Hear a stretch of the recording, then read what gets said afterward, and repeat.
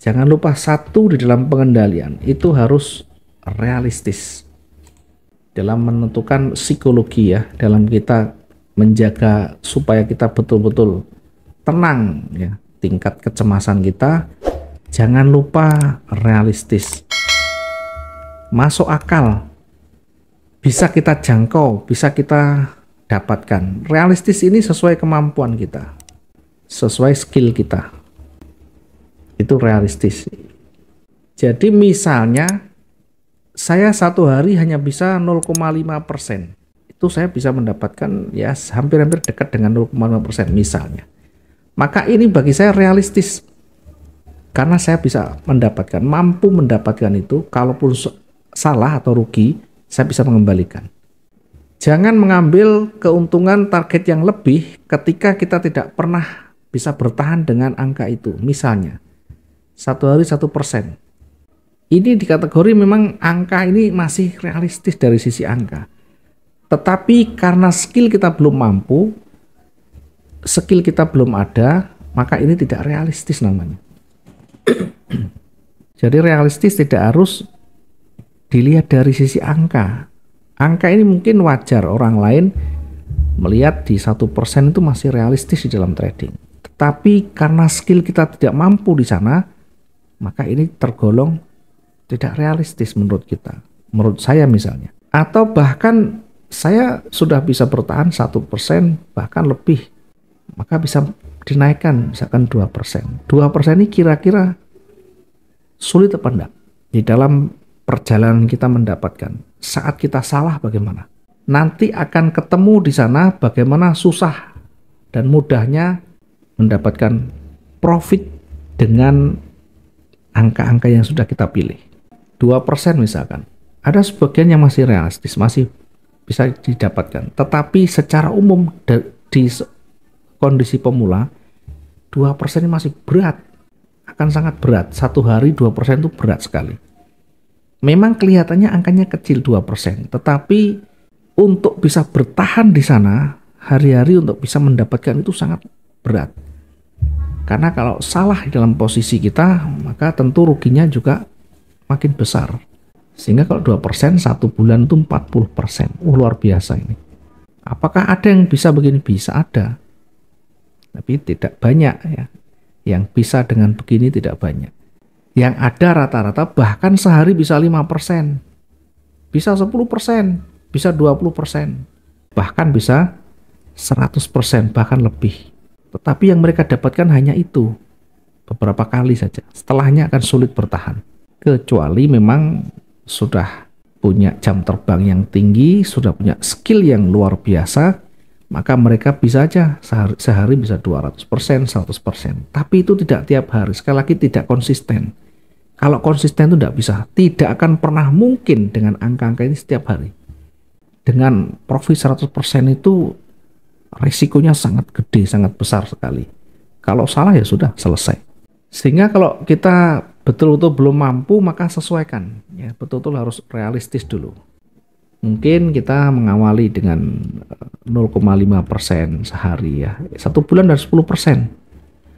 Kenapa kecil sekali? Ini bukan kecil, besar 10% itu. Kita bandingkan dengan yang lain, ini cukup besar. Dan ini sebenarnya kalau di trading ini masih sangat-sangat realistis. Pemula pun bisa. Ya, cuma tentu untuk bertahan itu juga nanti harus membutuhkan keahlian ya, membutuhkan keahlian lebih. Oke, ini nanti yang harus kita ingat juga ya dari sisi psikologi ya. Saya mengingatkan supaya nanti ke depan bisa bertahan dengan baik. Selanjutnya kita masuk ke ranah yang kedua yang harus juga menjadi perhatian kita, namanya risk management. Yang paling mendasar di dalam pengelolaan modal kita di dalam trading itu adalah bagaimana kita memanajemen resiko ya, manage resiko kita. Semua bisnis ada resikonya ya. Bagaimana cara kita menekan. Jadi resiko itu kita tekan sekecil mungkin, kemudian profit kita maksimalkan. Profit kita maksimalkan. Apakah bisa? Bisa. Bagaimana caranya? Ya, banyak latihan. Saat kita entry buy, maka harus tahu di mana resikonya. Saat kita entry buy, di mana kita menempatkan targetnya. Seorang trader yang bisa berhasil, maka dia bisa menjaga keseimbangannya. Target itu harus lebih besar dari resiko. Resiko harus lebih kecil daripada target. Selama kita bisa menjaga ini, selama kita bisa menjaga rasio antara target dan resiko ini, maka kita akan bisa mendapatkan hasil akhir yang profitnya. Satu transaksi mungkin kita rugi, ya. Kita bisa cari peluang berikutnya. Satu hari ada 5 transaksi misalnya, 5 kali transaksi,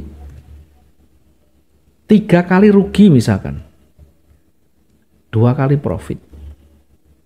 Seimbang apa enggak? Yang 3 rugi, yang 2 profit. Yang menjadi keseimbangan adalah profitnya. Rasionya seperti apa? Dari 2 ini misalkan 2 profit. Profitnya misalkan $500. 3 rugi, misalkan 3 ini $300.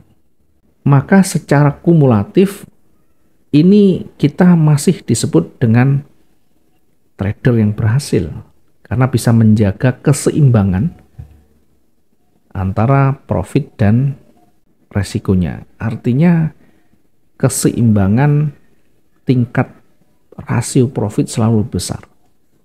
Tidak harus 1 berbanding 2, tidak harus 1 berbanding 3.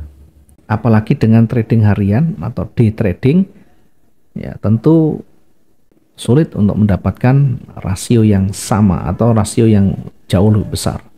Bagaimana dengan RR risk dan reward ratio? Misalkan kita entry buy, targetnya 500 atau 50 pips. Kemudian resikonya 1000. Apakah bisa? Bisa, tapi ini berat. Untuk mencapai di sana berat. Saya balik. Resikonya ini setengahnya. Jadi kalau targetnya 1000, resikonya adalah 500. Apakah bisa seperti ini? Tentu sangat kecil kemungkinan untuk bisa dapat. Nah, yang ideal bagaimana? Yang realistis bagaimana? Untuk trading harian tentu harus menyesuaikan, ya, harus menyesuaikan dengan pergerakan harian, ya. XAU atau emas itu rata-rata sehari bergerak ya kisaran 2000-an lah normalnya. Kalau ada berita bisa sampai 5000, ya. News bisa sampai 5000-an. Sehingga dalam kondisi normal kita ini jaga antara 1600 sampai 3000, ya, biasanya rata-rata 2000-an. Kan 2000 tidak mungkin kita mendapatkan entry sell ketika di bawah, di ujung atas, entry buy ketika di ujung bawah, kan tidak mungkin kita dapat begini. Ya, mungkin satu saat sesekali 2 kali, ya, bisa lah di ujung dapat kita. Tapi suatu saat juga bisa bertahan sebentar dan setelah itu balik naik lagi. Yang menjadi catatan kita, yang menjadi perhatian kita dengan risk management ini, sekali lagi bagaimana kita bisa menjaga antara target itu dengan resiko itu terlalu lebih besar, ya. Tidak harus 1:2, 1:3. Setidaknya lebih dari resiko. Misal, ya, saya entry dengan buy misalkan, targetnya saya hanya 500 atau 50 pips. Resiko saya gunakan 400, apakah boleh? Boleh. Yang terpenting masih ada rasio yang lebih tinggi, ya, dibanding rasio profit yang lebih tinggi. Bahkan ini sama pun tidak masalah. Ya, tetapi tentu kalau target itu lebih besar, kemungkinan untuk bertahan akan lebih besar juga.